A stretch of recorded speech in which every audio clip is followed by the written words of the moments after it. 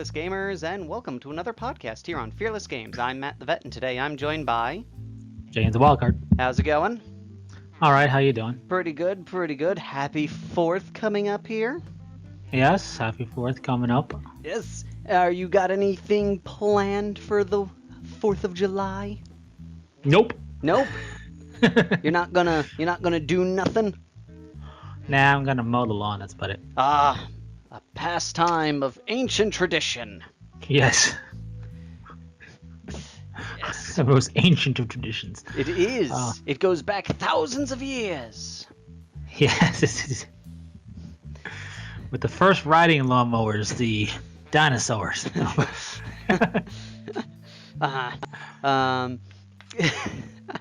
The Flintstones is accurate, that's all I'm saying. It is. It is. That is a documentary, my friend.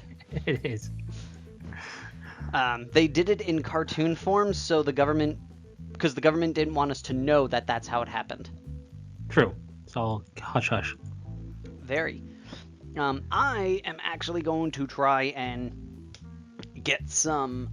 It depends. I'm either going to get some hobby work done, or I'm going to try and clean up my hobby space. Gotcha. But I got a lot of tanks that I need to paint, and thanks to my handy-dandy airbrush, I should get them all done in like a week.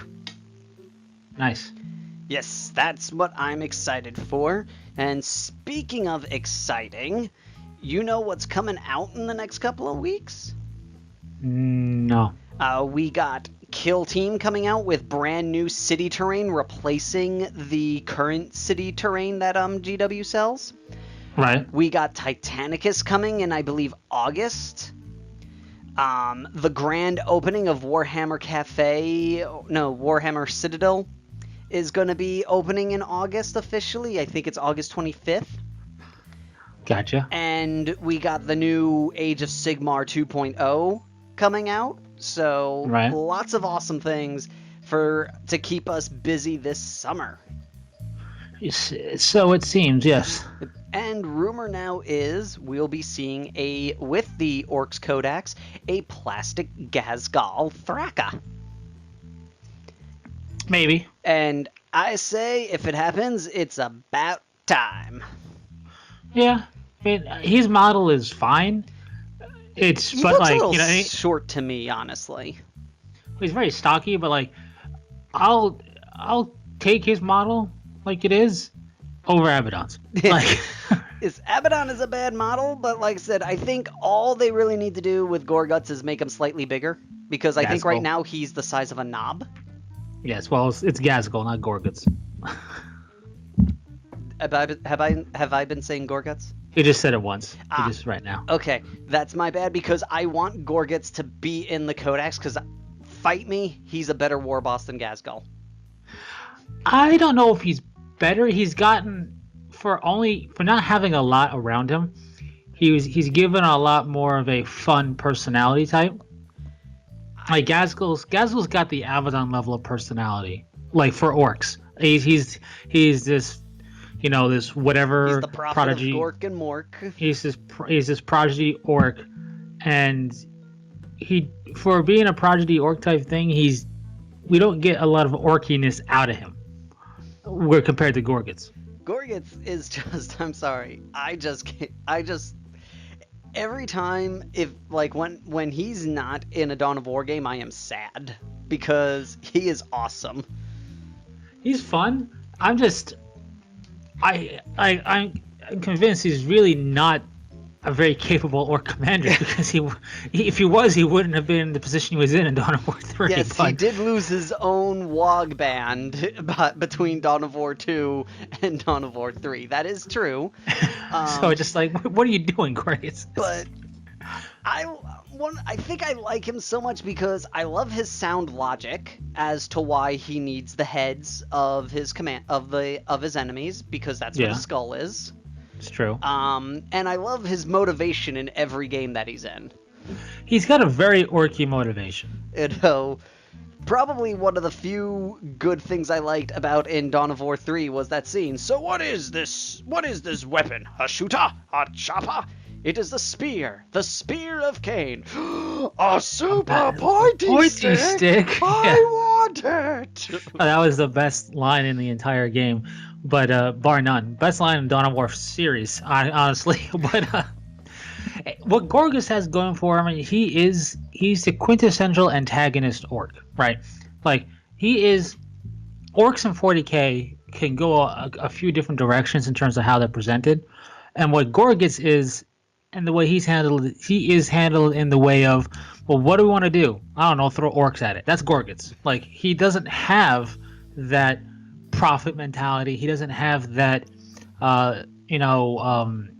speared on or pushed on by something in the shadows mentality that can happen with orcs, either with chaos spurring things on or Eldar spurring things on. Mm-hmm. He's got the, well, what are we going to fight against here? I don't know. How about orcs? He's got that typical, that old school, when in doubt, throw orcs at it to be the mentality that they gave to Gorgas, and that's what makes him endearing. He's not that deep, but in a good way. He's not Pride and Prejudice of orcs. He is like, he's like, pointy stick, I wants it. Like, he just wants a good scrap, and he wants to scrap with cool stuff. Mm-hmm. So, and that's what makes him so successful, I think, as a video game orc, is because he's the, well, why is he here?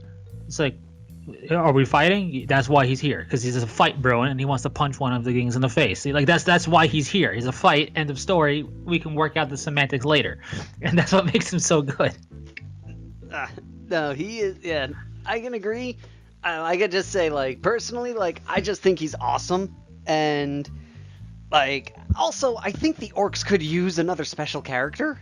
I think out of all of the armies, I think they're the only ones. Yeah, I think they're the only ones that only have one special character. No, they have the weird boy. They have a weird boy special character? Yeah, the one that can turn things into snakes. I do not know this guy. He came out in like 5th edition. He's been around a while. Wow. This just shows how well I keep up with the orcs. Like, I've never heard of them having a special character. And they have Captain Badruck of the Freebooters.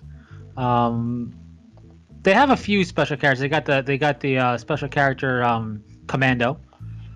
So they have a few. Just none of them are that memorable, aside from Gaskell, because he's always the one pitched. Like, it's weird. Yeah, the orcs.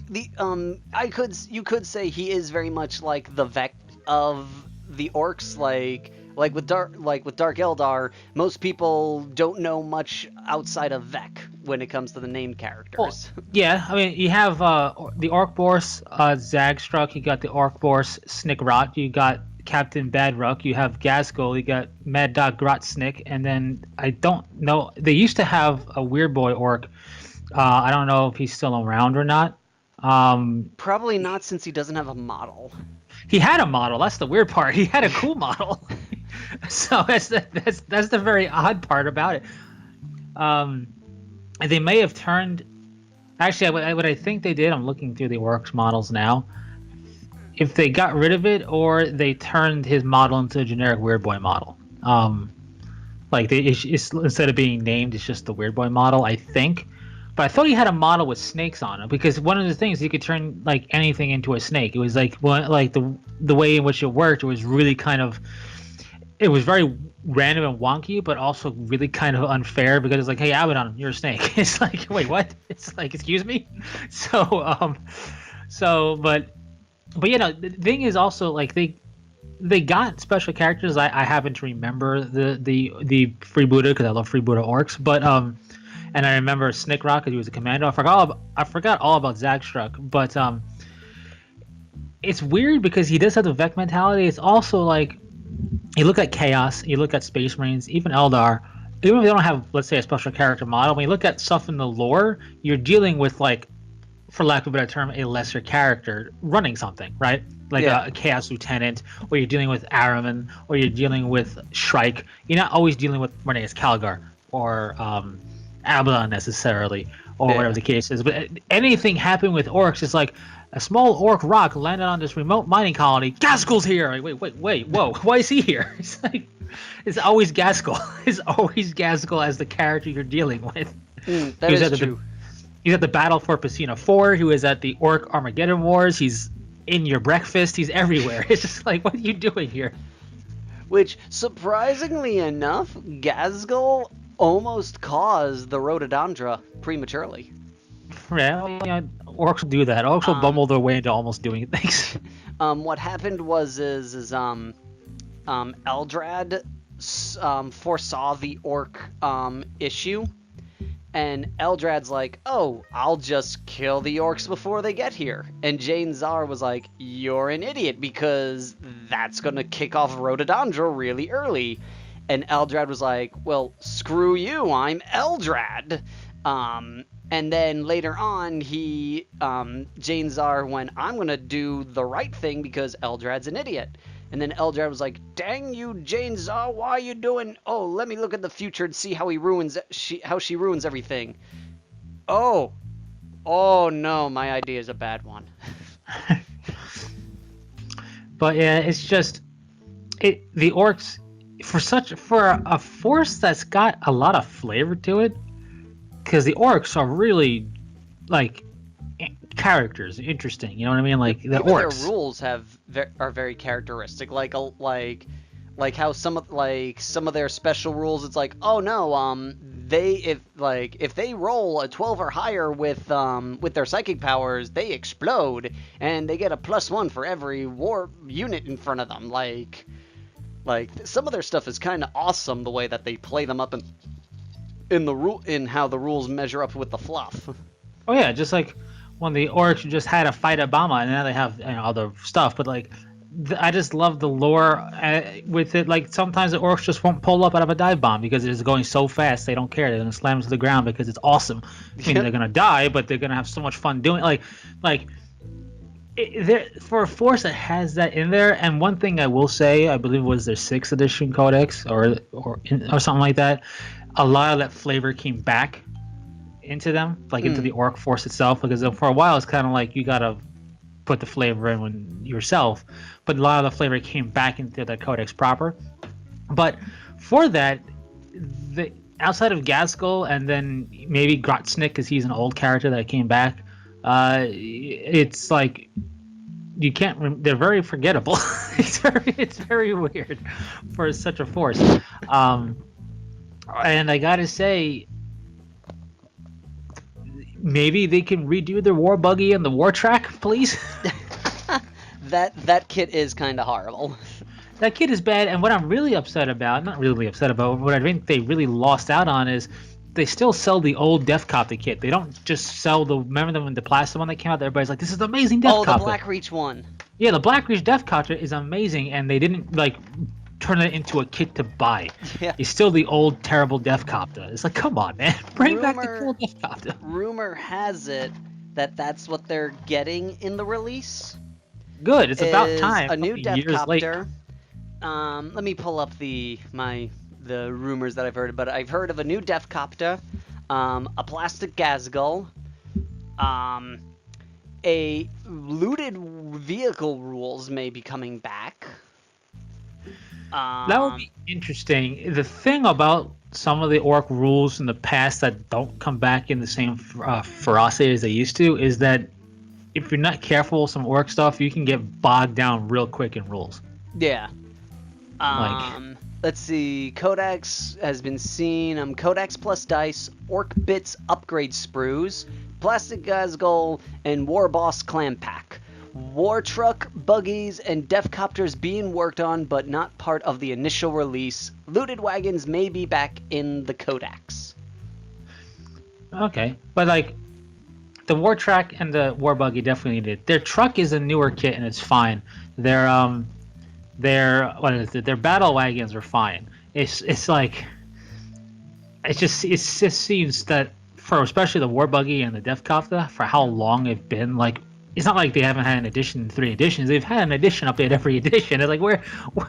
Yeah, they're one of the few armies where they will get something new in almost every release.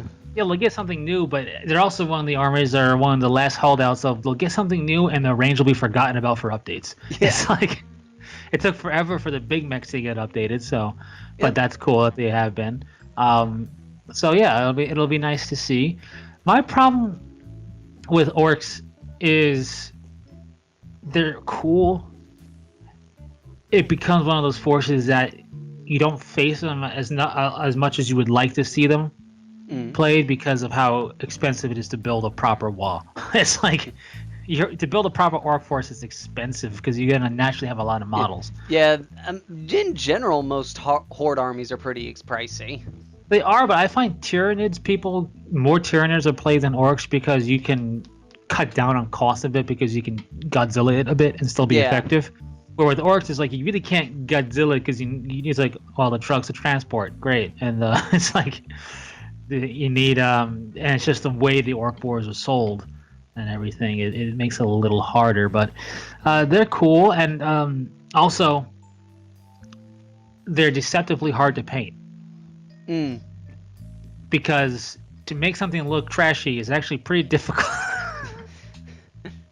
Like to make it look ramshackle and paint and all like weather worn and parts from 5 different vehicles to make one vehicle effect, like the proper looted effect that all orc vehicles have and their scratch built and scrappiness, is harder than painting something clean. It's like Death Guard. To do them properly pestilent is a lot more difficult than it is to paint up just Chaos Marines. It can be tricky. It can be tricky.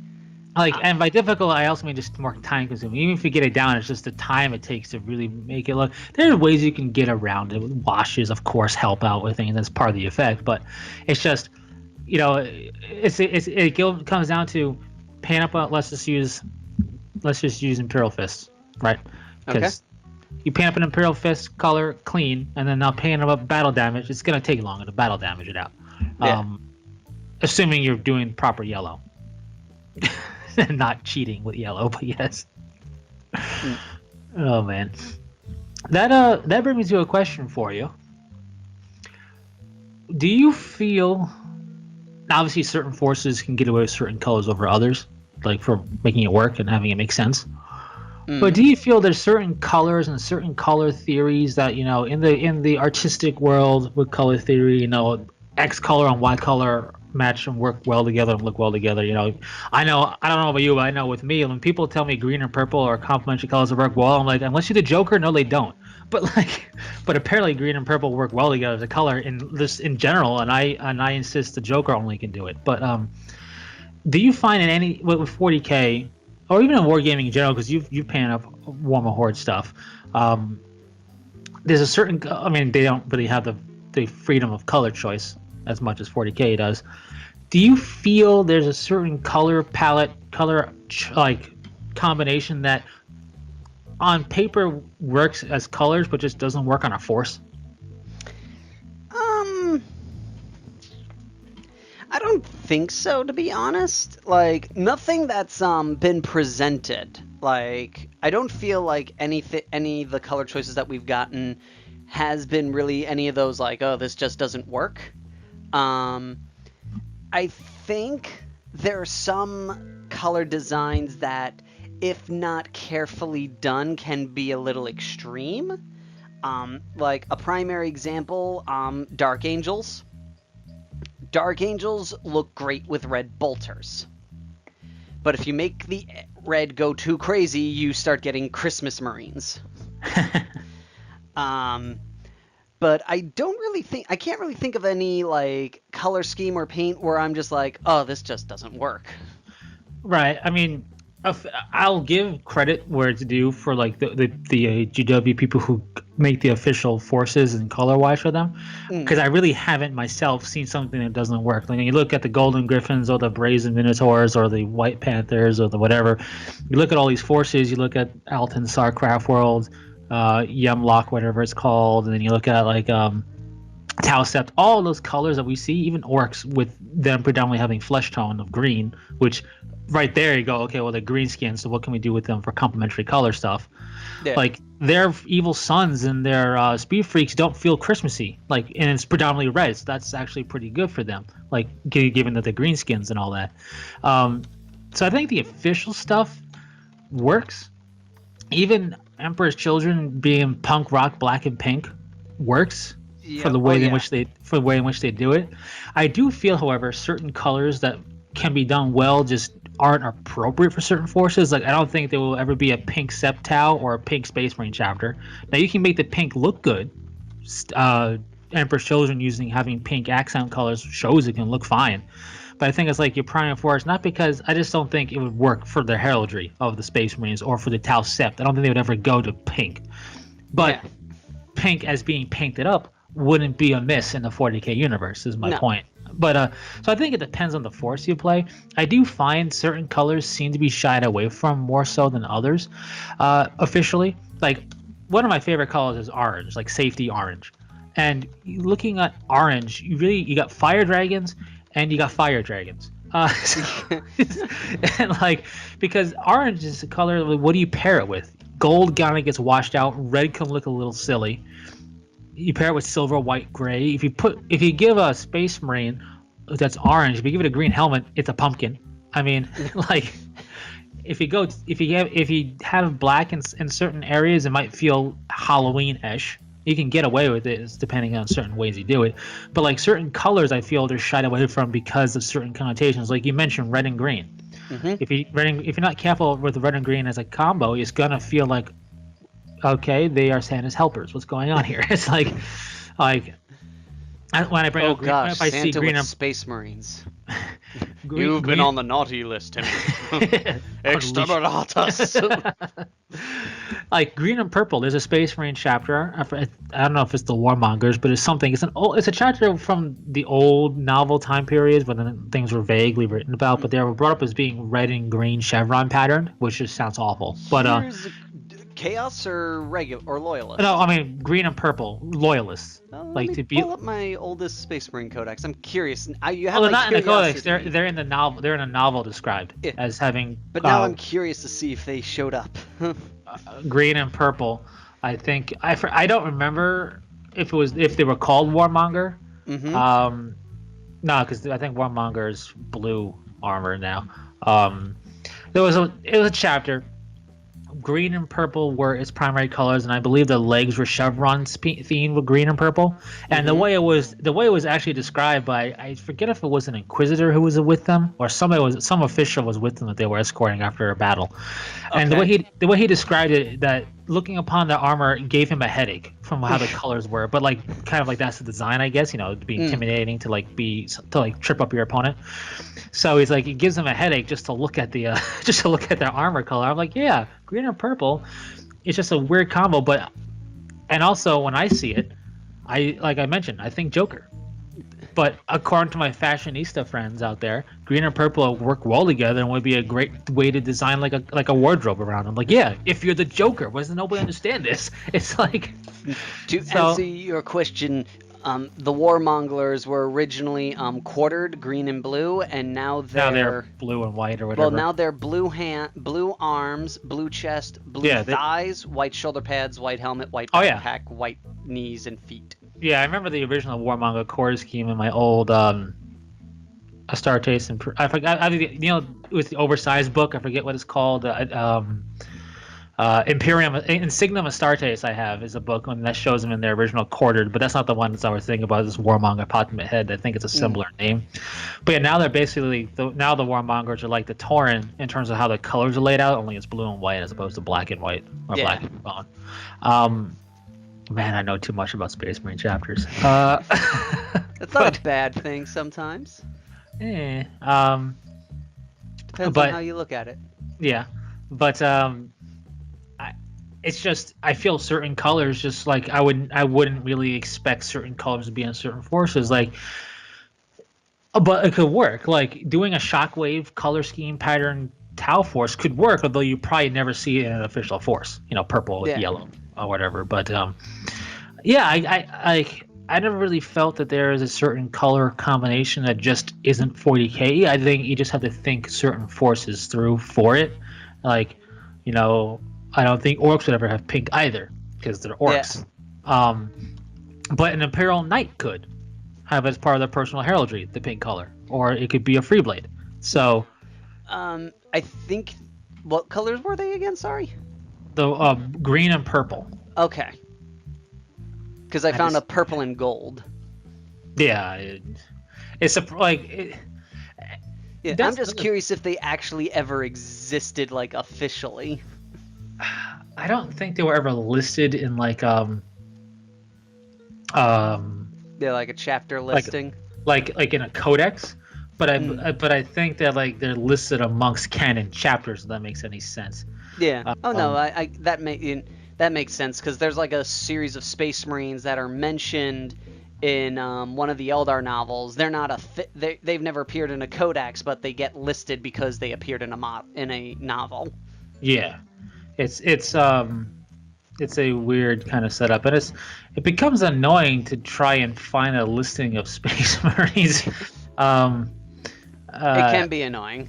like a lot because you just try to find Space Marines, and it's just like, well, just give me a list. Like it's not like, especially now with there's been kind of an explosion of Space Marine chapters, official ones, especially with the Primaris stuff, Mm. which is a whole nother can of worms to talk about a little bit because you have full on Primaris chapters, but where's my Primaris Tech Marine? You know, it's like if you give me a pure Primaris chapter to play, they gotta have a Tech Marine. What's wrong with you? But but um yeah, I feel like um, there's been explosions, so finding them is tough. And now even like the sources you go to find, they've made it for some reason more difficult to just give you a list of the chapters. Like, where'd my list go? Why you do this to me? But yeah, it's just one of them things, and I just remember that chapter because of the description of their color scheme being like nauseating to look at, and I thought that was really kind of funny and a good, and also like something that you would only get described in lore slash fluff of things, never in a game, because you know how you're going to represent nauseating color scheme in rules. It's Yeah. just kind of not really going to happen. And now, switching gears a little bit here, I just sent you a picture that's been floating around from, I think, this month's White Dwarf of Yeah. a new terrain piece rumored to be part of the Kill Team release. Yeah. And rumor is this is replacing the old Cityscape materials. I And- find it hard to see, like, if Well, the Cityscape is gone from the website. yeah, but I would find it hard to think like one kit's gonna replace all of Cityscape. Yeah. Well, this is just I remember if you go and watch the Kill Team video, there is a video of multiple terrain pieces in this similar theme. This is just the only one that I can get a picture of. I got you. So I'm not saying like this one building is going to replace, but like this theme, this style is the new Cityscape. It seems to be. For those who, if you haven't seen the pictures or anything, basically think Gothic Cathedral in the 40k universe. It really doesn't look any like, I don't feel any big change from how terrain for Imperium has looked in the past. If that makes any sense, like it feels natural. Like if you put it next to like a Manufactorum or whatever, it would feel like it fits right in. Yeah. Oh yeah. And one thing I like also, honestly, is I like the statues on it. Yeah. Because these would look perfect for my Battlefleet Gothic project for making the Rock. Oh yeah. For the Tower of Angels, just put these guys on the top. Like those. Like I like the one thing that I feel that Cityscape was missing was that statue feel, because I always feel like whenever we play the video games or anything, we always see these like giant statues of like, you know, of noble warriors and such all around, and I'm like, oh, this looks really cool, I wish we could do this. And for a while all we had was the Honor of the Imperium kit to do that with. Yeah, with that one guy. Yep. Or whatever. And I just think this thing looks freaking awesome, to be perfectly honest. Oh yeah, it looks great. It seems that it looks like it's also designed to try and conform to the way the rules for ruins now portrayed, which I think is nice. I guess. I don't know it through and through, but I didn't really feel like the ruins we had didn't. You know what I mean? Well, like, there's this whole new thing with, like, how going into buildings and such works that's kind of pseudo-changed now. Oh, yeah, I saw that, but like, I still feel like the old terrain would still work for that, if that makes any sense. But, Yeah, they're not. It's not And bad I by any stretch of the imagination. and I also like how on that top level there's a little bit more room for putting an entire squad up there. Well, yes, and this is an Now this is important thing. just yeah, and just mind everybody, this is just one kit. We don't know what the other ranges is, but if you look at the kill team video that GW has been resharing, it looks like there's a whole slew of new buildings coming out. Oh yeah, and I have to say one of the more important things, and 40k kits for terrain have always been fine for this, but the terrain also has to work for models actually being put on it. Yes. Right. And I've never had an issue with 40k terrain from GW where I felt like, oh, you couldn't put a squad in the ruins or whatever. Yeah. Having a fully intact roof or mostly intact roof is kind of cool, and that leads to, I guess, having it just feel that much cooler to put guys up there and whatnot. But whenever you look at a terrain, and this is especially important if anybody feels that they want to create their own terrain or have some foam and take a kit and then make their own something out of it, you really have to remember it's going to be played on. Nothing is worse than having a really cool bit of terrain that models can't actually use. Like when you make a hill, you might want to make a steep hill, but you got to realize I can't make it that steep. Yeah. Because models have to be able to be planted on it and not fall backwards. Now, obviously, if it's a really tall model, that requires a lot lower elevation because a lower angle can tip a taller model. So you're not trying to make everything flat, but you also you gotta gradient it in such a way that you can do stuff. So when you see terrain, if you look at it going, it seems too flat or too like too much surface area. Well, you have to understand, especially now with 32mm bases being the norm. Yeah. You need more room. And also another thing that needs to be really factored in is that models can actually reach the top in a single movement. Right. Like, I hate going on those terrain pieces like, oh, this looks really cool. It's going to take me 2 turns to get up there, so I can't actually put them on the thing. Yeah, it's just something that needs to be factored in, and for the most part, if you're building your own terrain, people will factor it in. But it's something that can get lost in the moment of, man, this is gonna be really cool to make. Now, certain terrain is going to be by its nature impassable. Like you're gonna make a cliff face, and it's not meant to be scaled or used. It's meant to just be this imposing thing to kind of be this imposing spot in the terrain, and that's fine. But if it's a rolling hill, or if it's buildings or a barricade or anything, you need it. It has to be playable too. It's got to be. It takes a little bit more of kind of, you could say, give and take, especially as the bases become bigger, to have really cool terrain that's usable without being silly. So I think yeah, it looks great, that terrain piece. I feel like more statues are always a good thing.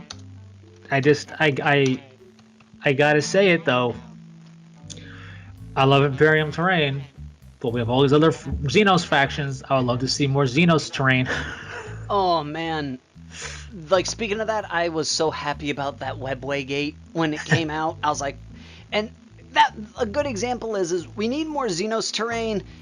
That is, I think, honestly, just 1 or 2 buildings for Xenos. Oh yeah. Because, like, oh wow, we got Eldar terrain. It's a giant rune. Like, okay, where in any of the artwork do you just see a giant rune sticking in the middle of nowhere? Nowhere, because it doesn't exist. Like, give us, like, like a platform, a bridge, just like a building, something that I can take multiples of to create my own little piece of terrain. Like, you don't have to give them the full Imperial treatment with, like, 6 kits, fully module, like an Ork Wa Tower, and maybe, like, 1 Ork building, like, medium-sized building, and then you do that for Tau, and you do that for Eldar, and then for the Nids, you bring back the chimney pipes. Yeah. The spore chimneys, that's what they were. the orcs had. I don't know if they, had that like barricade, like just wall of broken part bits. They used to have for the orcs. That plus like a building that can build two different style of things, and you're set. Like you don't Yeah. need a lot. You just need Or enough. yeah, or at the very least, and this is something I've always wanted, Xenos themed Aegis defense lines. Yeah, I mean the Tau tide wall is kind of that. Yeah, well, I'm saying keep going with that. Like, I hate how it's like, I've got my Eldar with Imperial barricades because we totally trust inferior Xenos human technology. Well, Xenos is correct. Technically, that would be Yes. Xenos to them. Yes, So- it would be Xenos to them, but technically the proper term for Eldar for non-Eldar is Monkai, or Monkey, depending on who you are. Yeah, but every but time that's I what hear that, like, I think of Frieza. stupid monkey. That's why Stupid Monkai.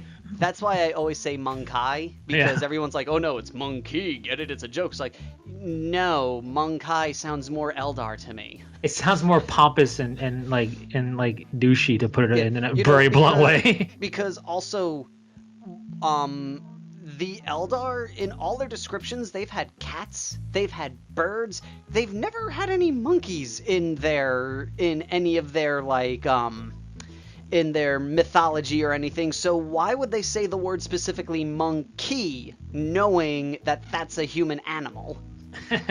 You know, Monkai sounds more elvish, in my opinion. Yeah, it sounds more like a pompous, pretentious thing to say. And it also makes them sound more alien. Like Yeah. how we did that joke in Doranpor where the Tau went human.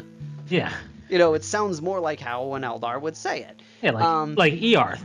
Yeah, Earth. But that's one thing that always like everyone's like, oh, what? Just use the Imperials. Like, yes, but you have to understand, like, there's like that can work for the Orks, but the Eldar don't. Eldar are sitting there going, that pathetic human thing is inferior to ours. Quick, get behind it. You know, like they Yeah. don't think to bring their own defense lines to their own battles. Really? Well, I just feel like what you would have to do is like Aegis defense line rules, and you scratch build your own Eldar Yeah. things. Yeah, But no, even like they don't need separate rules. Just Yeah. make a Eldar Aegis defense line and give it the Aegis defense line rules. oh yeah, no, I agree. And like for right now, that's what players would have to do is scratch build Yeah. their own Eldar look thing and just run as Aegis. What's like the Tau? When I saw the Tau stuff, the Tide Wall and the shield line, I'm like, great, cool. This is a step in the right direction. Now if we can just get like a Tau building, like some type of outpost building. That's all you would need, and Tau would be set. Yeah.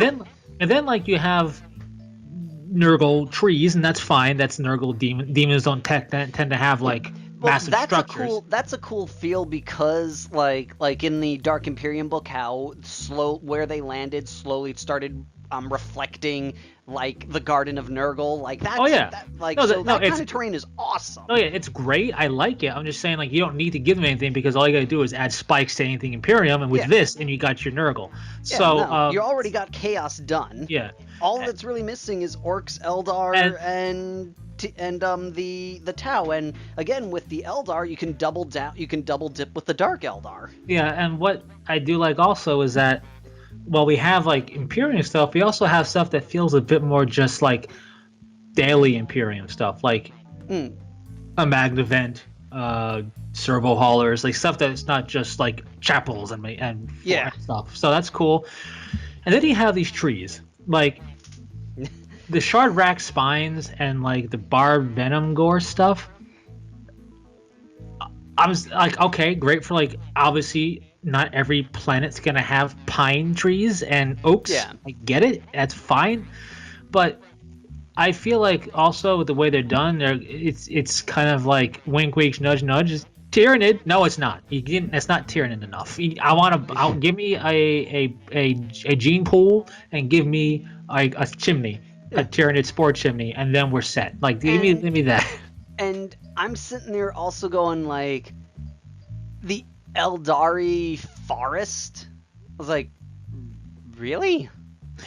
Like, what makes this Eldar specific. It's got an Eldar symbol. That's about it. Well, no, like on there's the Shardrek spines, which are just weird looking thorn things. Oh yeah, that's what I'm saying. But like those also, if you paint them up, could be like, look at that Tyranid. And it's like not really. Yeah. But like I said, like I hate that it's just giant. I think what bothers me the most is we've never seen anything like that in any of the Eldar artwork. And they're like, what? This is totally Eldar. And I was like, no. Have you looked at any of the artwork? We've never seen them do this before. I'm okay with it being Eldar-y. I mean, like, this is it, on the Excellent World or wherever. And yeah, we haven't seen the art. I'm okay with them bringing it in to be it, like, add on top of everything else. But at the same time, now the Imperium aside, a lot of battles with fort in Imperium places, which will have cityscape for them. I get that. Yeah. But like, outside of that, because what I'm going to mention, none of the stuff really looks like it unless it's the outside of the terrain or of the map. You have Dawn of War for all the factions basically at this point in either 1, 2, or 3. Yep. They have buildings for your strategy game, for building a base or doing whatever in there. Just do that. Give every faction something out of that. It would tie it together. We already have the basic like void shield generator and stuff that you would see on the map you're playing on anyway. For like if it's a Imperium city, you already have that stuff. I'm not saying we need to have a fortress monastery, but because Imperium is basically covered. But for like the Xenos, give us a Tau outpost, like a listening outpost style thing, something very basic. Give us the Eldar anything, a shrine. It's not to have a generic aspect shrine, not tied to any particular one, but looks like it could be an aspect shrine or something. Give us Necron's kind of hard because you can't give us a pylon. That's a Forge World special vehicle thing. Yeah. But like, give us a power generator of the Necrons. Give us something. Give us defensive lines or whatever at that point. When in doubt. Like, to be perfectly frank, they could just go to the displays at Warhammer World for inspiration. Yeah, too. Because there's a couple of them that have Xenos buildings. Just take one of the simpler ones and make it a kit. Like, just give us a Wa Tower. It's not that hard. A Wa Tower would be awesome. It could have rules. Like, all the things have rules. It could have rules to boost up, like, maybe have whatever. It's just give us something. So it's like, I'm all for scratch building terrain. Oh yeah. But when the company owns the IP and makes their own terrain, when you give us stuff that's so obviously themed towards that, it only can help add to anything scratch built. Like that's how I view it anyway. It's very. I'm glad we're seeing new cityscape stuff. I'm glad for all of that, but let's have some Xenos loving. At the very least, like you started with the Tau's shield wall, shield line, tide wall thing. Yep, which is really awesome. That was when I was like, "Ooh, maybe we'll start seeing more Xenos stuff." Yeah, I was hoping, and this obviously you can do it whenever. It's just like this, and I get it. Sales, right? Yep. What's gonna sell? I understand that, but at the same time, I feel like something can be produced at this level for all the Xenos factions because they're all played. It's not like, nobody plays Orks. They play it. I mean, they would. I don't think they would keep up a full range of stuff if people didn't play it, with the exception of Sisters of Battle because they like to torture them and finally it's coming.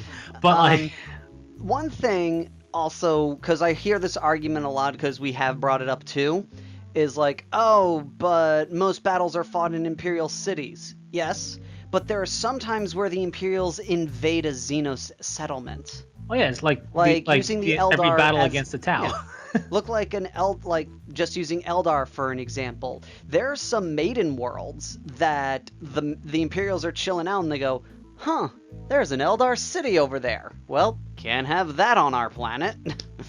Yeah. Yes, 90% of the battling happens in an Imperial section, but not always. Sometimes the Imperials go to the Xenos. Oh yeah, and also even if it's an Imperial planet, like you mentioned, you're gonna have ruins of an ancient civilization on there. Be it Necron, be it Eldar, be it Orc. It could be a junkyard valley of old Orc stuff. You wouldn't know it's old Orc stuff because it just looks like Orc stuff. But like, it would just like that, or invade, counter invade. What was an Imperial planet became a Tau planet, became an Imperial planet again. You know that you're gonna have a mix, a weird amalgamation of some like Imperium terrain or like architecture and Tau architecture. Like you're gonna have that. So it would be nice to see. And by the way, the Space Marine chapter I was thinking of is called the Grief Bringers, and they're only listed. They were only mentioned in the Deathwing anthology story book from like years ago. But they're the Grief Bringers. And their color scheme is a sickly pea green with headachy purple. is how their color is described. Interesting. And it's chevrons of headachy purple on a sickly pea green color scheme. How very descriptive. Yes. So, and I just thought that, but I actually thought that was one of the better described Space Marine color schemes, because normally it's like golden green, yellow and red, black. This is sickly and headachy. You get an idea of what they're going for. It's like awesome. So, but now this brings up a thing that I want to touch upon a little bit real quick. Okay. 40K becoming less extreme? Define an example, please. Space Marines used to have a lot of hatred of Ogrins and Ratlings and just disgust for the mutant and stuff, and it just feels like they don't bring it up much anymore. Maybe it's still a thing, but the fact that supposedly the Dark Angels were totally fine with just making a deal with the Tau and saying goodbye. Well, that can always come back to stab them later. I mean, you can always that's like cooking. That's like meal prepping. You can always heat it up later, but like the best example and what I think a lot of people kind of sparked this is the whole meme of Necron Lord and the Blood Angels bro fisting, because they came together to fight the Tyranids, which makes all the sense in the world. But like I'm okay with the fact that happened, but that was like the spark, I think, that lit the fire that will burn down the First Order. I mean, I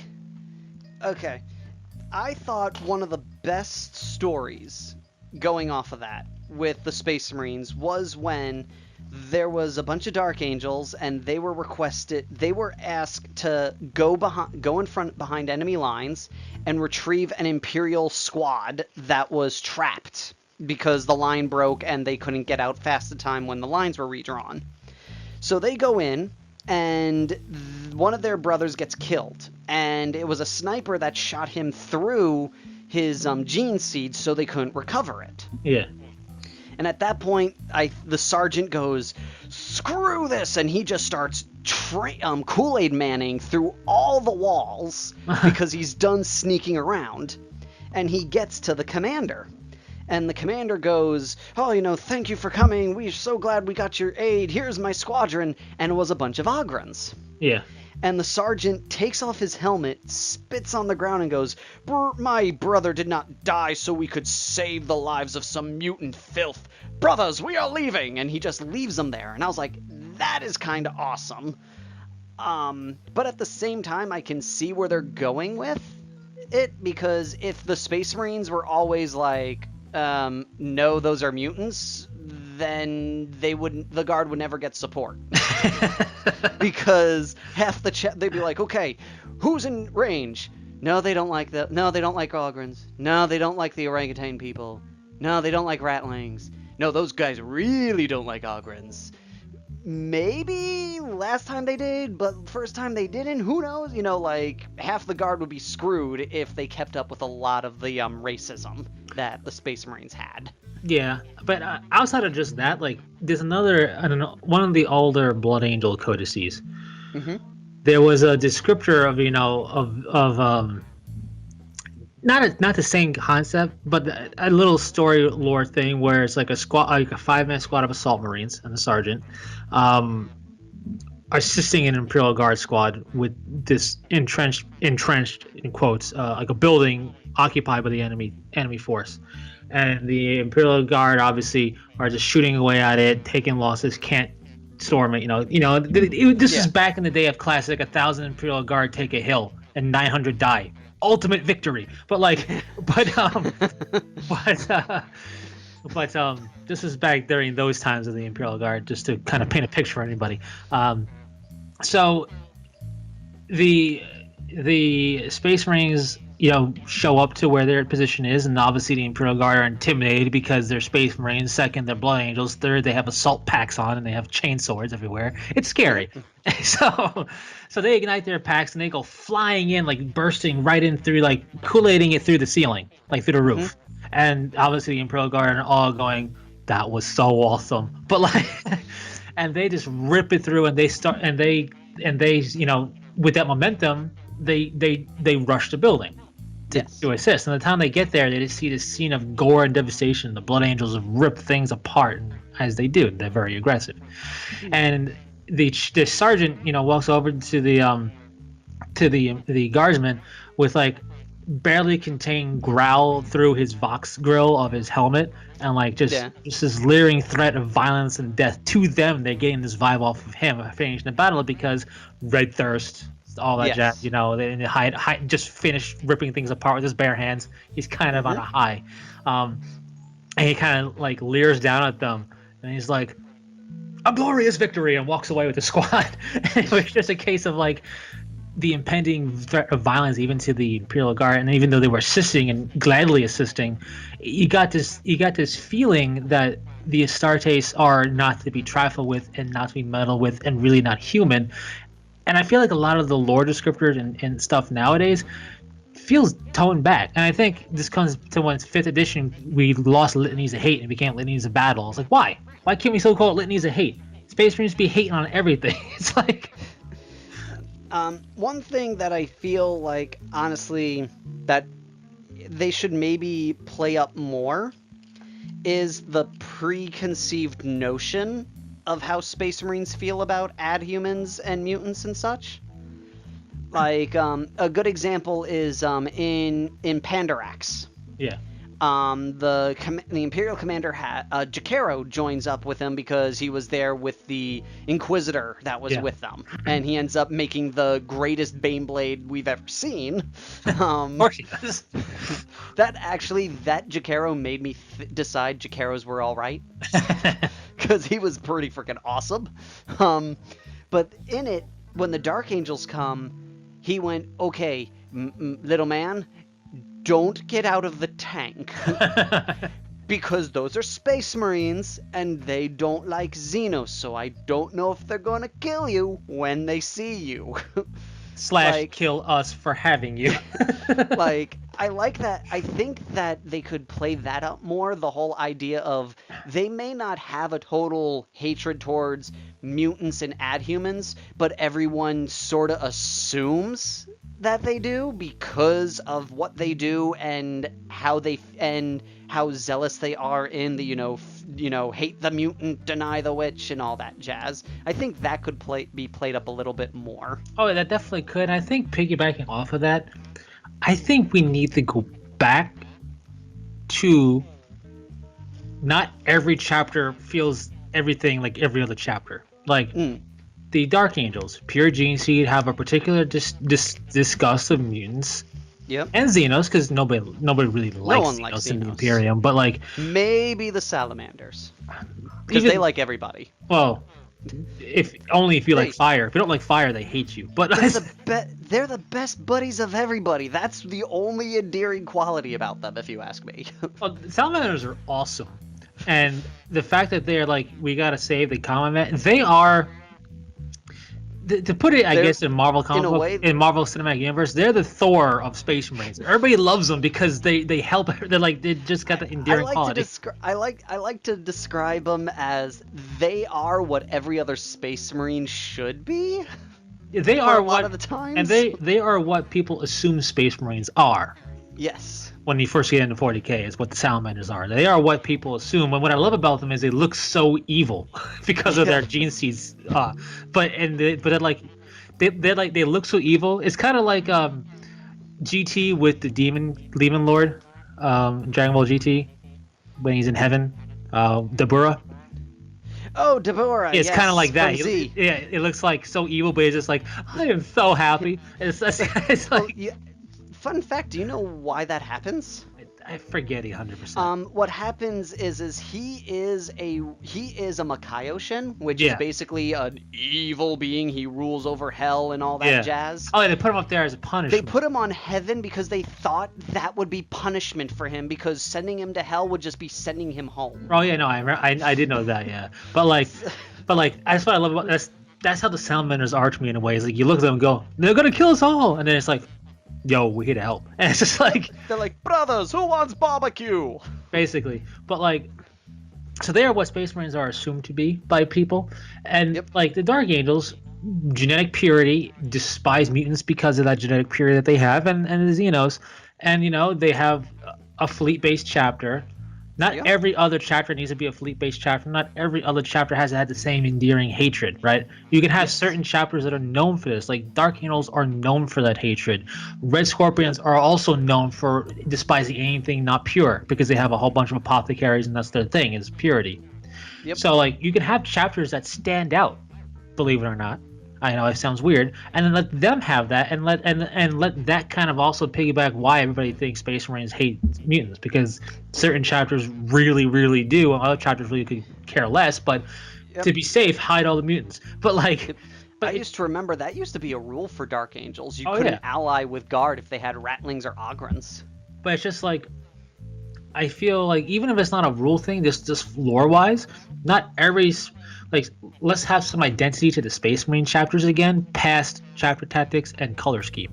Like let's have some more identifying things for the boys in blue, the Ultramarines versus the Imperial Fist versus whatever. Like the Dark Angels and the Blood Angels. Like you would be almost, for example, excused to not really understand how savagely aggressive Blood Angels are, because it doesn't really come up in their Codex past going, they got this thing called the Red Thirst, you see, and it's like, but like it doesn't come up as much as they are the. I want the next Blood Angel Codex to just say that.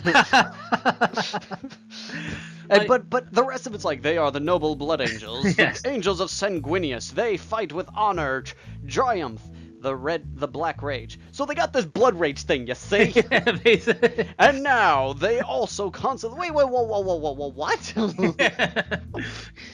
But it's just like the only other chapter that might to back it up, the Blood Angels are ruthless. The only chapter that might be considered as ruthless as them is the Marines Malevolent, and that's because they don't care about Imperial casualties when they do stuff. But as far as being raw aggressive, the Blood Angels are supposed to be bar none. But like the Black Templars got up there, and then like every other chapter is super aggressive. In a way, they kind of space wolfed it. Like every chapter is everything. Like Dark Angels used to be like when people were describing stuff back and forth and everything was like, okay, Dark Angels are super stubborn. They kind of got the special rule called stubborn, and they also they have refusal to back down. They will never retreat. In fact, they'll take a step forward before retreating, and it works out for them. And the Angels of Vengeance epitomize that above all else, and that was really cool. But now you read like every other chapter is like, and they have utter legendary refusal to back down. It's like, why? Why does every chapter have to have every other chapter's endearing quality? Why can't they just be their own? Like, why can't like the White Scars? Part of the thing that's refreshing about them is that they're mobile warfare. They actually have something unique to them, and it's like that's cool, and it's different from the Raven Guard, which is also nice.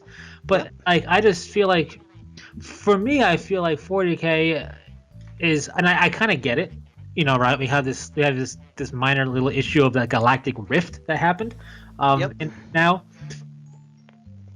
But a quote, and there are some really great 40K quotes out there. But one of the quotes that is not unique to 40K, but is used in 40K is, "The enemy of my enemy can still be my enemy," and I hold true to that concept when it comes to things in 40K with for my own forces, my old headcanon for stuff. It's like, okay, sure. They are the enemy of my enemy, but they're still my enemy. So I don't care. It's like Granted, would I be would I if I was a Space Marine commander and I was battling Tau and I knew also an interior threat kind of bent to existence out of nowhere and I knew what it was? Yeah, I'll be like, listen, Tau, I don't like you. I don't care what you think. I don't like you. But the Tyranids don't like anything. So why don't we shoot some bugs and then we'll kill each other after the fact? like, that's just smart. I get it. I completely get it. Two haggard forces, a fresh Tyranid high fleet trying to nom you. You're gonna stop the nomming. I get it. But like, still can be my enemy, and I'm okay. And that's why I'm okay with the Blood Angel Necron thing, because at the end of it, both forces were so drained. It's like, you know what? I'm gonna come back for you later. It's like I'm gonna leave now. I'll go rest. And I'll come back later. The only thing that I feel the biggest issue with that whole thing is I feel people paint it up to be something it wasn't.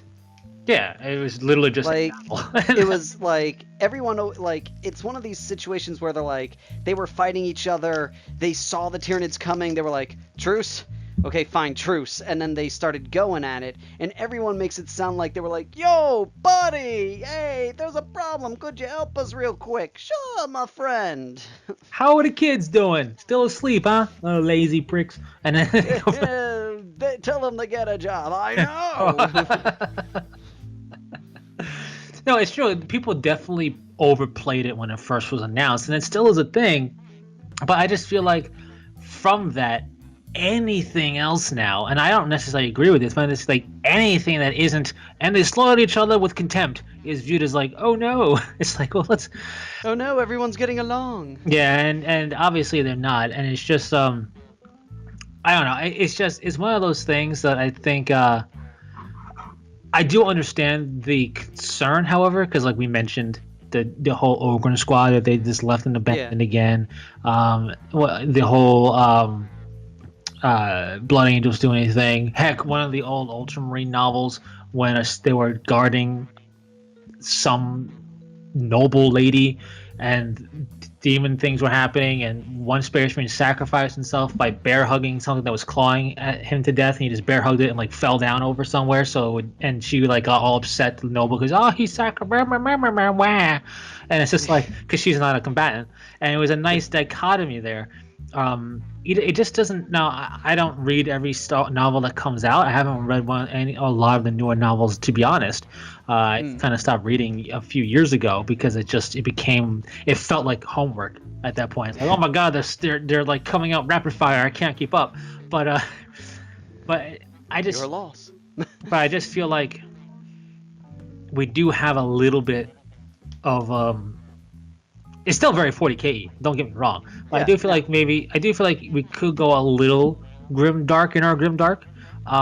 And I do understand why that's the case. Though when you think about it, they're catering to their audience more now.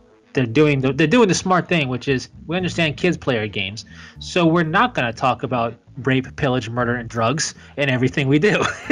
And you know what? It's all thanks to that stupid Warhammer Adventures. They ruined 40k. Oh yeah, even though it hasn't even come out yet. No, it hasn't come out yet. Nice. But speaking of that, they did announce a new horror series for 40k that's supposed to be the complete opposite of Warhammer Adventures, where it's all going to be horror novels in the 40k universe. That's cool, but I feel like you're shoehorned into a particular spot when you do stuff like that. Now, it doesn't mean every novel is going to be that way, and it's going to be cool. But like, how horror-y can you get if you're focused around a squad of Space Marines? You would have to be like, here's the Imperial populace during the Tyrian invasion, and we're all gonna die. That's how it would have to be based around it, and it might not be that much fun to read because people want to read it for the armies. You know what I mean? Yep. To be perfectly honest, I had a very much neat kind of feeling when they announced horror stories. I was like, okay, I don't, so we're gonna get a couple of books with gene stealers, I guess. Well, then obviously that's about it. Even Orks can be done horror-y pretty well too. They could be, but what I do have a little bit of a thing is when I hear about that, my first thought is Dawn of War 2. You had like certain mission had like vid clips of what happened before the mission, and anytime you had to deal with a Tyranid lictor, it would show up with like a camera on some dudes. You got a pistol, he's walking through. All of a sudden, like horror style, almost Resident Evil 1 style, a lictor comes out of nowhere and kills him. That type of horror stuff will be cool, but I don't know how well certain novels sell over others. There's a certain reason why we have Space Marine battles and Horus Heresy novels, and Yep. and a proportionally fewer stuff from a Xenos perspective or from the Common and Citizenry perspective. Yep. And that's cool, but I have to jump topics real quick here. Okay. Seems let's see. 4 days ago, the lawsuit from Harmony Gold has concluded. Really? They Yeah. finally came to a Yeah, decision? everyone at Catalyst Game Labs is pleased to see that the lawsuit brought by Harmony Gold has been settled and that the final order of dismissal has been issued by the court. So Harmony Gold lost. Yeah. That is good news. Yeah, so it's we join Piranha Games and Harebrained Schemes in the light of putting this behind us and moving forward to provide fans of Battletech with great product. And the picture in that news thing is a picture of a Marauder mech, which is one of the ones that That they were getting sued over. Yeah, I'm like, yes, That is awesome. that is cool. It's just, I honestly I don't even know how long this has been going on with Harmony Gold. To be perfectly, I'm gonna drop a little truth on you. Until you brought it up, I thought Harmony Gold was gone. Right? Because you never hear anything about Robotech. And when Robotech did its like anniversary thing, Harmony Gold wasn't mentioned. And I was like, oh, this must be some group, celebrating, all the years with them and everything. And I was like, wait, wait, they're still going? Like, how did these people, I guess all those lawsuits kept them afloat. I guess, but like I don't even know. Like, Harmony Gold's website looks so old. like I don't even know what they do. I don't honestly they do real estate apparently. They've been apparently they made a bunch of Robotech miniseries over the years that I never even knew existed. That was all new original stuff. That's why they can sue for the Super Veritech fighter, because they invented it. Right. And supposedly they're working on a new movie. Yeah, no, I love Robotech. I do. I really love it. But I like the idea. I would want to watch the original Japanese just to see what it is, because I kind of I liked the Harmony Gold, what Harmony Gold gave us. I'd like to see more of that. Wait, did but Harmony Gold do Cobra Kai? I don't think so. Because I'm on their website now looking at the Robotech stuff, and it shows Cobra Kai. I'm like, what does this have to do with anything? Or is it just because Robotech was listed? I know Robotech is... I think Robotech is mentioned? Let's see. I'm looking up on their things. They're an animation group. Yeah, and what's also weird is if you go to Harmony Gold's website... Let's see. Trying to find Harmony Gold... Trying to find their website. Yeah, Harmony Gold USA. They do theater, entertainment, Robotech, real estate. So... Let's see. Harmony Gold USA. Now you've peaked... Well, I keep getting the frickin' wiki. I don't... HarmonyGold.com. Here we go. Run Adobe Flash. Yes, allow. Now you've piqued my interest here. Yeah, entertainment. Yeah, real estate. I think the real estate is what keeps them It's going. gotta be, because they don't. It didn't say we're back with Robotech. I'm like, I didn't know you were gone. I didn't. Well, I knew you were gone, but I didn't like. It's very weird because I really like Robotech. I recently just watched. Have you missed us? Robotech.com is back, rebuilt with new alien technology. The new Robotech.com is back and better than ever. Rejoin our website for the latest news on the Robotech universe. Yeah, it's not Robotech News, the Cobra Kai thing. I think they're just talking about it because it's 80s, and Robotech is the 80s. Like, Yeah. like Robotech is so 80s. Yeah, no, the one thing I know about Cobra Kai is Ralph Macchio said Cobra Kai is what they would have done if they were told they were in charge of doing. That's what they would have done instead of Kung Fu Kid. Gotcha. If they were asked to do it. Like, I gotta give me some Robotech apparel to wear, but I recently just watched all the other Robotechs, like the first, not Macross Saga, like from the second season, you could say onwards. I watched all of that, and I'm gonna watch because I say the best for last, which is the original, which is the only one they really are showcasing when you look at it.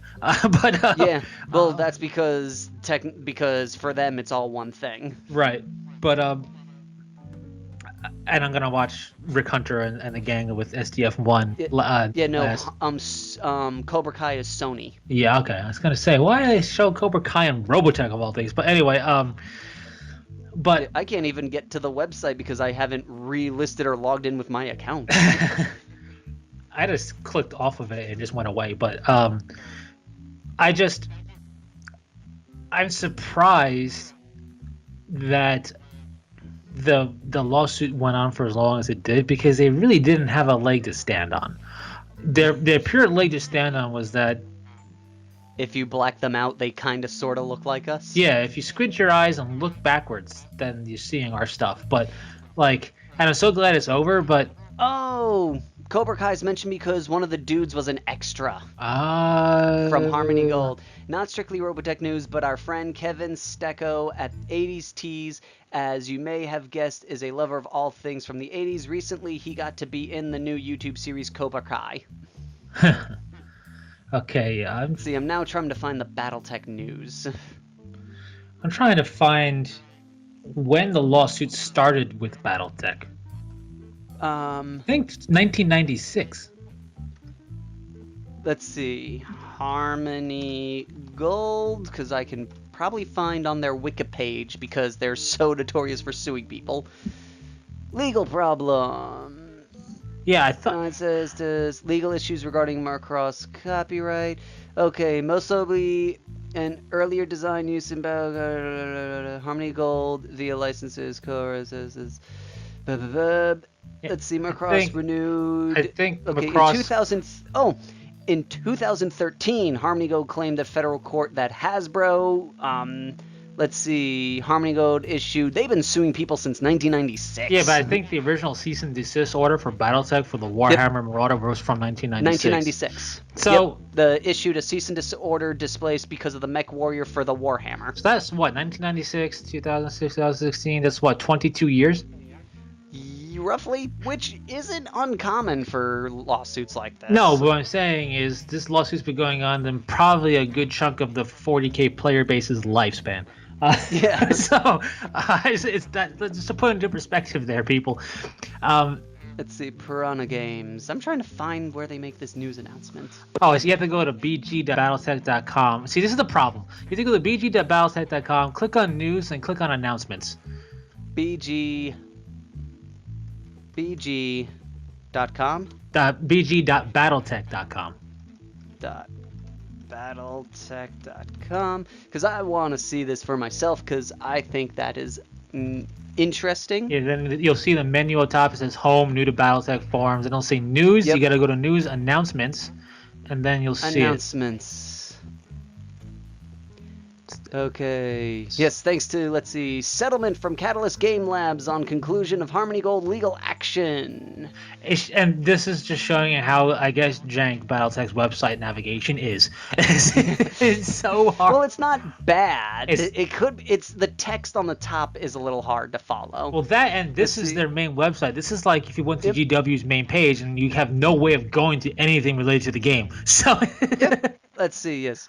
Everyone at Catalyst Game Labs is pleased to see that the lawsuit brought by Harmony Gold has been settled and that a final order of dismissal has been issued by the court. We join Piranha Games and Harebrained Schemes in the delight at putting this behind us and moving forward to provide fans of Battletech with more great product. While we appreciate the support we've seen in the online community and the celebration we've heard take place on our behalf and on behalf of Battletech, we will not be commenting further on the original merits of the case nor the final order of dismissal, which I think is a classy thing of them to do. Yep. They went, we won, thank you, goodbye. Exactly, and their plans for the future of Battletech have not changed, and they're able to they're working at all speed. They can finally get that new game.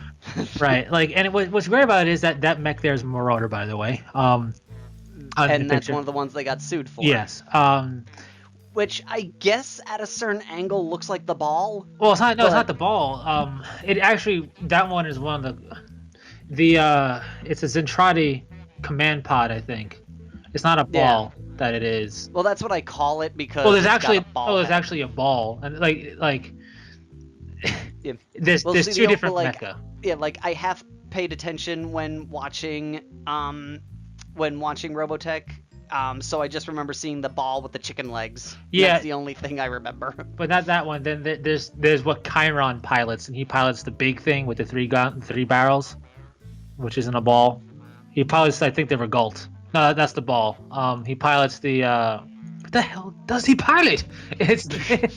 Oh God. Good question. It's such a in all honesty, figuring out trying to figure out the Zentradi mecha is a pain.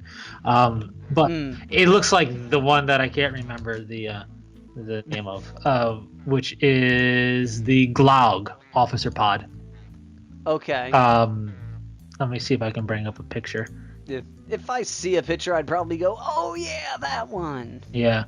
That's not the way you get to the picture. I think if there was any big issue I ever had with Robotech was they needed to get someone to write new songs because the main character would always go, and here's my latest song, and it's the same song that she last called her latest but it's so song. 80s. I mean, it's so 80s. Oh, the 80s part didn't bother me. It was just the fact that, okay, now I see it. Yeah. It was just like, okay, guys, here's my latest song, Starlight, da-da, and then like 3 episodes later, and now here's the new song from my new record coming out next week, Starlight. I'm like, it's the same song! I know, but it's just, it's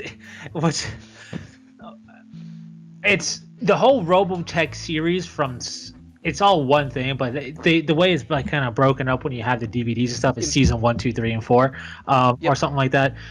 Yes. Every thing has the same background music for a tense situation or a celebration situation, and the same voice actors are just rotated for different characters, except for Rick. And they just make them children of older characters to argue why they sound the same. same. Actually only done that in season 2. From there onwards, they're just whole new cast. Was it season 3? I thought that was season 3. No, season 3 was when they just said, "Oh, she's the daughter of someone," when she wasn't. Well, that was 2. To make it. That was 2? I thought that was 3. That was the one after the SDF1 conclusion. I don't know if that SDF1 took up 2 seasons or not. I think that took up 2 seasons. Alright, then it would be season. The 3rd season was when they introduced the new character, and she said, "Let me tell you a story," and her hair color changed. Yeah, she was blonde, even though she had blue hair as a baby. Yeah, even though the character she's supposed to be had blue hair, because they needed a connection. She's the daughter between the Zentradi woman and Maximilian. Yep. But then from there on, there's no relation to anything. But for example, Lisa Hayes, voice actress, is a voice actress in season 3 and season 4 for other characters. It's they didn't even get new people to rotate. I think even Rick Hunter's voice actor is used in certain situations. He's the big linking fact for everything, and you never see him after seasons 1 and 2. But it's just I watched through all that. I'm like, this is such a thing, a byproduct of the 80s, and you could tell from how this would never happen or cut the mustard nowadays. And yes, my like I said, I think the biggest problem I ever had with it after I learned about everything was okay, fine, you own everything. Right. Let's just say that. Give us the rest of the series. Right. Because there's a bunch of, like, they did it. They gave us, like, one of the OVAs, which was available on Hulu, which was great. Yeah. They gave us one of the other movies, but, like, then they stopped and just focused on making sure no one else touched them. I was like, okay, if you don't want anyone else to touch them, dub them and give them to us. Right. It's the weirdest. Like Harmony Gold is so weird. The amount of money you spent to get other people to not give it to us, you could have given us what you were trying to stop coming over, not through you. I know it is very odd, and I mean Harmony Gold. It's one of those companies that literally did nothing else you could say in the anime world but Robotech. That is really the only thing they did. I think they did a few other dubbing projects, but they kind of only half did them because they weren't Robotech. Right. Like what they did was Robotech. They're not a Funimation or an Ocean or anything. They are literally just Robotech, which is why on their website it talks about theater, entertainment, Robotech, and real estate. Like that's actually, in a way, you could say that they're very much like Funimation, but unlike Funimation said, okay, let's do other things and hope people watch it because of Dragon Ball. Well, yeah, well, Funimation became the thing that does the whole where line. Harmony Gold went, Robotech, we got this. And like, it's just it's a really weird, just kind of situation that they're in, and it's so funny that the Macross, so we'll call it Macross Saga, and when everybody goes, "Isn't that Robotech gets Macross?" Yeah. But that one is really all they use for advertising Robotech. They don't use anything else to advertise Robotech. Yeah, because they only did because it's only the Macross Fortress Macross series that they do. Well, I mean, the whole thing with the hover tanks in season 3 and season 4, those characters, none of those things, which are all in Robotech on Netflix and everything, are used in any of their advertisements and promotional stuff for Robotech. It's all Rick Hunter, Maximilian Sterling. Yep. It's all season Macross stuff. This is the funny thing. Like I said, I didn't know there was other shows that they made that were original works, and they don't talk about them. No, they don't. And it's like, you have this stuff you physically own. You own it. But you're just going to advertise the stuff you brought over from Japan. Wait, I discovered there was 4 miniseries. I was like, where were these? When you look at what they did a lot. They did, they made a lot of their own, they kind of, in a way, did what Voltron recently did, where they kind of changed and expanded on the lore, no longer bound by a pre-made show. They did a lot of that, and yet they never talk about it. No, I mean, they did Queen Kong. But which was a film from the 70s, obviously. Clearly. They did the first 5 episodes of Dragon Ball. They did, yes. They were the first. That was when it was Zero and Whiskers the Wonder Cat. And Dr. Slump, the very first episode. Which is a shame. That's actually pretty entertaining. They've done things, granted, that's just funny, Whiskers the Wonder Cat and everything, but... They did Tango and Osolong. Of course they did. And Southern Cross. Well, I mean, obviously Southern Cross. So, I mean, who can forget that? Just like who can forget? Oh, you know what I think is also the best part? They have Macross listed in their on their site. Yeah, it's as 36 half-hour episodes of the ultimate anime entertainment. So it looks like they brought in the original un-Robotech version. I think so. But yeah, they got the Shadow Chronicles, the Love Live Alive. Yeah, Around the World in 80 Days. Yeah. There was a couple of things here that they did that surprisingly they never advertise, but they could be milking that. Yeah, no, it's very odd. I mean, they did the Adventures of Rin Tin Tin.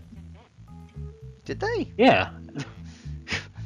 Okay. Remastered for $19.99 or whatever. It's just not that that's oh man, amazing, but stuff. They have stuff that they've done that they don't, that you wouldn't know unless you dug it up to find out that they've done it. Okay, you think like the BattleTech site is bad? If you click any of the hyperlinks Oh, yeah. to any of Harmony Gold's movies or projects, it goes nowhere. Nice. They did Captain Harlock and the Queen of 1,000 Years. Yep, that was when they took two animes, Queen Millennial and Captain Harlock. the original Space Pirate Captain Harlock, and mushed them together to make a new show. Yeah, they did. That's what they do. But it's just like, Well, I'm surprised none of these hyperlinks work that's why at all. That's why I'm surprised they still exist. Like, I thought they legitimately, the website was dead. But like, They got a card game? wow, that's impressive. And a comic? Like, how this website looks like somebody built it in the 90s. It really does. No, it needs some update. Yes, it does. But like, I don't like. Okay, if Voltron taught me anything, and I mean the Netflix series Voltron, is that if Harmony Gold supposedly owns all this stuff, let's remaster some things with Robotech. Let's actually clean cut Robotech the way they wanted it. Reboot it. Like, I would love modern capability, like the way Voltron looks visually now is fantastic. I think it looks great. I like the older look, but this look is fantastic. The animation is top polished quality.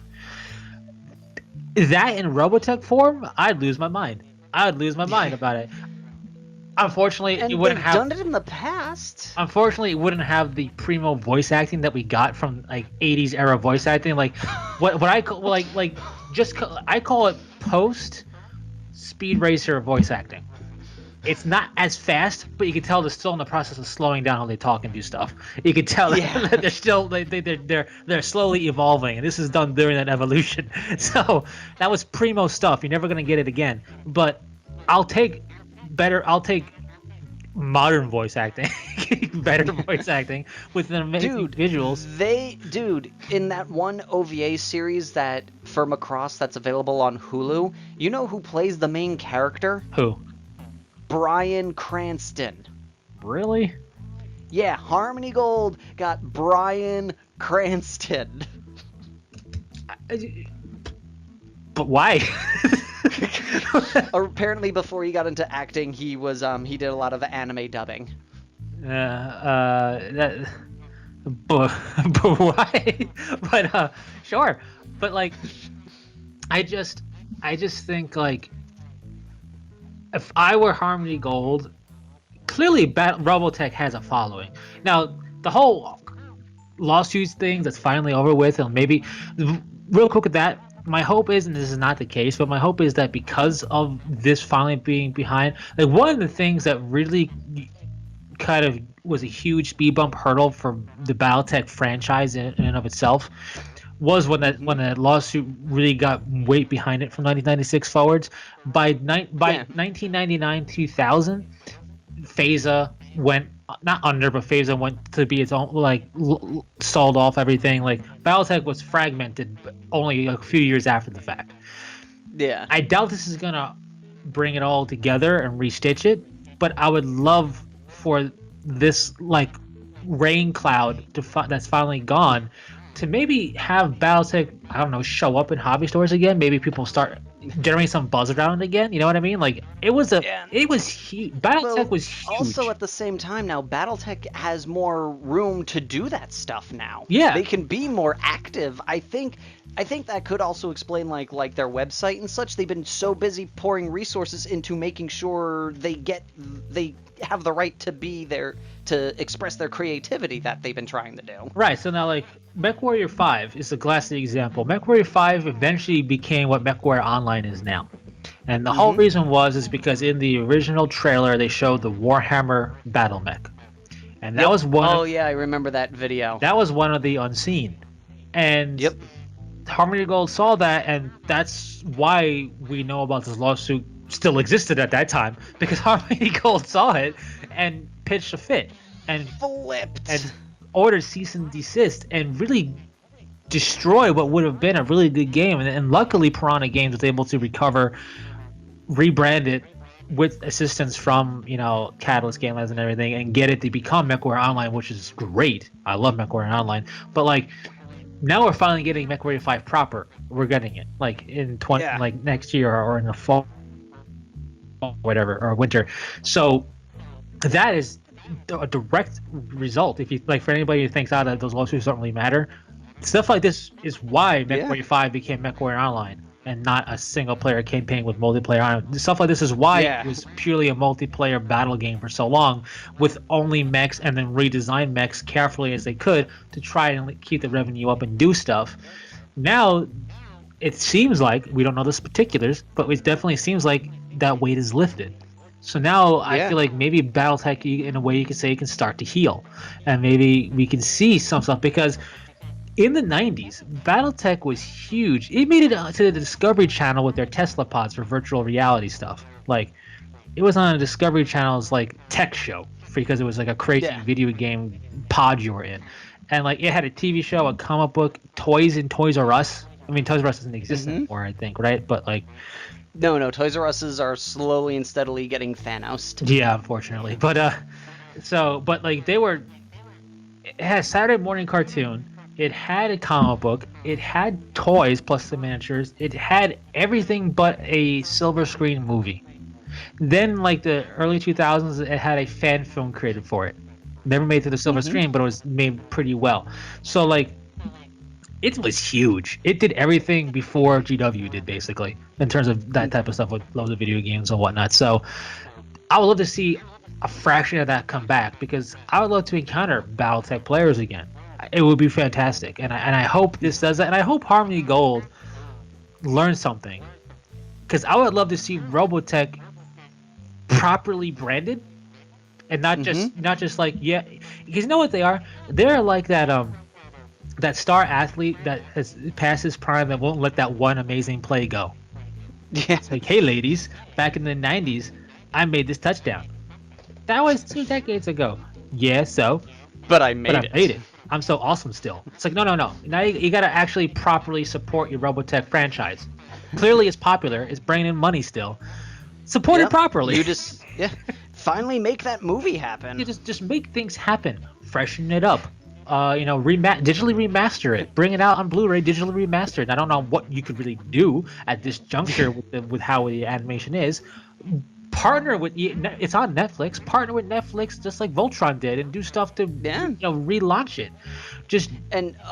Just for clarity's sake, I was wrong. The Macross movie, Macross Plus, was done by Manga Entertainment, not Harmony Gold. How? It was somehow Manga Entertainment got around Harmony Gold. Wow, that's because of Harmony Gold's legacy. Impressive. I think it might have been the company that actually made the movie was not under the blanket Harmony Gold, we own everything. Oh, yeah, 'cause Studio New and a Triangle staff owned that movie, and I think that was when Studio New won the rights to their certain things. Interesting. The only unfortunate part of all this is that Robotech RPG Tactics has sunk 100%. But I kickstarted it. It got launched. I have the stuff. I haven't built one yet, but I own it. Still sealed, new in box, bruh. but NRFB. Yeah. But like, and it's a real shame, because I really liked what I read with it, and followed it, and I was looking forward to eventually paying some up, and the fact that it's 100% going under now. And it just seems like things are happening in the right and wrong time period. Like, BattleTech finally is free of Harmony Gold. Harmony Gold seems to finally be trying to do something with Robotech again. And it's like, well, that's a little late for your potential miniature war game that people really were impressed with when it was kickstarted. It's like, man, things are happening wrong for you guys. But like, we'll see. I mean, I don't know if I can ever come back again. I really don't, which is the unfortunate part. But it should. I just think it's going to be an interesting time now, because literally it's fresh 3 days ago or so. This was announced. So we'll see. Harmony Gold seems to be re-tackling Robotech. It's the only part of the website that actually works for them. So, So that says something. BattleTech is planning, like they said, for a while to kind of rebrand it and push it forward. It's exciting times, really, for like more Yeah. niche things to potentially get a little bit more action and a little bit more proper respect that they deserve. My only hope is that if BattleTech really pushes forward, that it's welcomed, because one of the things with being so in the dark before in the shadows as a miniature game goes, it's going to have a lot of flack to overcome, particularly its model quality. Its model quality isn't terrible, but it's all pewter. They don't make it. It's Ironwind Metals who makes it for them. It's Yeah. that type of issue. So Yeah. we'll see. We'll see what happens. I doubt Robotech will See. get anything back, but all good things though. I mean, really, in all honesty, this doesn't hurt Harmony Gold at all. No, it just kind of, in a sense, it hopefully will humble them. I hope so. In the fact that they are not this all ownership of, you can't just say you own something because it kind of sort of looks like your thing. Right, and don't get me wrong, BattleTech still has some lawsuits with other games or other IPs out there for some unseen that are not really Robotech, if I understand correctly. But those are mechs that nobody cares about anyway, so it doesn't really matter. Yeah. And that was just them going, whatever, who cares? And then they just got rid of it. But it's Well, I think honestly, out of all of them, the Harmony Gold one out of all of them was the principle of the matter, because Harmony Gold is notorious for suing people over stupid stuff involving Robotech, and I think they did this just as a way of striking back, kind of like there was this issue where Nintendo and a couple of other game companies got sued for some tech or something, and the lawsuit was dropped. And typically, all of the other companies were like, okay, we're done, goodbye. And Nintendo went, no, we're not done. We're invoking the right by legal definition that we can ask for a check from you guys for our expenses for this court time, because you little guys gotta learn you can't just sue us for no reason and not get any repetition from it. And I think this stage, Piranha, Catalyst, and all them were like, no, you know what, Harmony Gold? You have gotten away with people just rolling over for you too long. This is the battle we're going to fight, because you got to learn you can't do this. Oh, yeah, and also, like, the mechs in BattleTech's lineup that were, brought under the cease and desist were pillar flagship mechs of BattleTech. Yeah. Ones that people really liked and cared about.